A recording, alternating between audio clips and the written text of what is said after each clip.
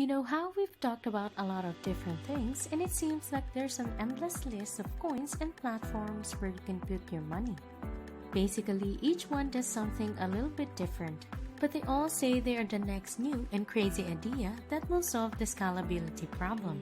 Well, Polkadot are actually something different. They want to be the first company to offer a layer 0 solution. We'll talk about more what that means soon. Hello everyone, welcome to Success Wisdom. In this video, we're going to talk about what is Polkadot, a Polkadot for beginners. If you're new to this channel, do like and subscribe to the channel. We'll talk about what Polkadot is and how it plans to solve the big problem of blockchains not being able to talk to each other. As usual, we'll talk about the tokenomics of the Dot coin and what that means for the future price of crypto at the end. A lot of attention is paid to names, and sometimes they seem a little strange. The name Polkadot blockchain can actually help people who don't know much about it understand what it's all about. You might already know where this is going. This project is easier to picture if you look at the fabric pattern, which has a blank background with dots all over it. That's because crypto isn't very friendly right now. We have a lot of projects that are competing with each other but doing similar things on similar blockchains. Each of these chains can be thought of as a single dot, but that's just the beginning. Polkadots are important because they let us link all these chains together. So, imagine you have a huge field of polka dots. You can draw lines between them and start to link them. Each dot would stand for a different blockchain, and drawing lines between them would link all of these different projects together. Now you might be wondering how this solves a problem. Well, lack of what they call interoperability is one of the biggest problems we always see in the crypto space. This is like the problem with early personal computers that didn't have the internet. All of these blockchains are just floating around like stars in space, with no real way for them to talk to each other. In our example, Polkadot is a way to make it easy to make blockchains and connect them to each other. In our example, computers were great, but people really got behind them when they could send and receive information between two different computers. Polkadot is betting that blockchains will have the same effect.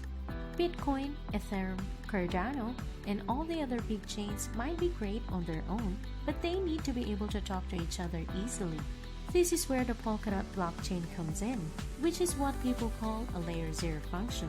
Imagine it's a neighborhood. With all of our blockchains, we have our own little crypto neighborhood. Each blockchain is kind of like a house, but how do all of these houses get power, water, and roads so that they are all connected? Dot wants to go even further than layering individual blockchains and just give people an easy way to link them all together. The goal of this Layer 0 foundation is to make it easier to build and use blockchains. So we sort of get how it works now. How does Polkadot work in real life? At its heart, Polkadot is just a proof-of-stake blockchain that links together other blockchains. All of them are connected, but how do they get that way? How do they stay in touch with each other? What does it do for those blockchains to be linked? We'll answer each of these questions by talking about the relay chain and the many different parachains that exist on the network. The way I see it, the Polkadot network works like a hub and spoke system. For those who don't know what this means, it means that the Polkadot has one center and many different branches coming off of it. The hub is at the center of the relay chain. This is the core of the network where all the different parachains come together to reach an agreement. As we've already said, the Polkadot is a proof-of-stake blockchain that requires validating nodes or people who want to take part in the network to stake at least 10,000 Dot coins. Dot coins are the tokens used on the Polkadot network, similar to Ether on Ethereum. This makes sure that the people who validate a blockchain are financially invested in its future and won't attack it or cheat. So when all of these validators work together to come on an agreement, it happens right in the relay chain. But if the goal of Polkadot is to connect different blockchains and dApps, which are decentralized applications, then how these things keep their own rules and use cases. If you like this video, don't forget to like and subscribe to the channel. In fact, this shared security is a big part of what makes Polkadot appealing, since you don't have to worry about securing your own network, getting money, and a million other things. Polkadot makes it easy to set up parachains quickly and easily, which speeds up the feedback loop. You can see that Polkadot is set up to be very open to new ideas and experiments. This makes it very strong and in some way anti-fragile. The Treasury and the test network are the two main tools that help Polkadot change and adapt quickly and completely.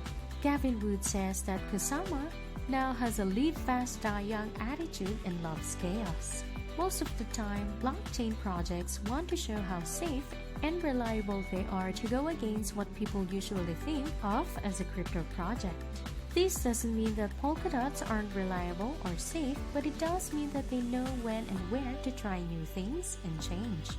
Kusama is mostly a place to practice. In fact, a lot of blockchain networks have things like this, where users can try out different things before they go live on the real network. The Polkadot test network Kusama is interesting because Kusama has real stakes. The amount of money and the stakes are much lower than in the real Polkadot network, but it gives people enough of a reason to not play around too much and try things that are both ready for the real world and maybe a little risky. Kusama isn't just a JV version of the Polkadot Varsity platform because it shows what works and what doesn't. It actually ends up having a big effect on how the real Polkadot network grows and changes. Let's talk about the Treasury. Now that we've talked about treasuries and many other blockchain projects like Cardano, an official treasury is useful because you know that when you use the blockchain to do transactions, the fees from those transactions are helping the network as a whole. The money can be used for a variety of things, such as building communities and promoting outreach, making sure people are safe, and making new software. People who want to make changes can use the funds for the treasury by sending a deposit. If the treasury agrees with the changes, the deposit is returned. They want to be known as a place for innovation, interoperability, scalability, and trying new things. I think it's a new idea in the world of cryptocurrencies, and it could be the one that brings everything together and make a big, connected crypto ecosystem. I know that sounds crazy, but I don't know how else to say it. I'm really interested to see how this all turns out. We've reached the end of another video. Thank you for watching. I hope you have learned something from this video. If you like this video, do give us a like, subscribe to the channel, and comment down below. Thank you and goodbye.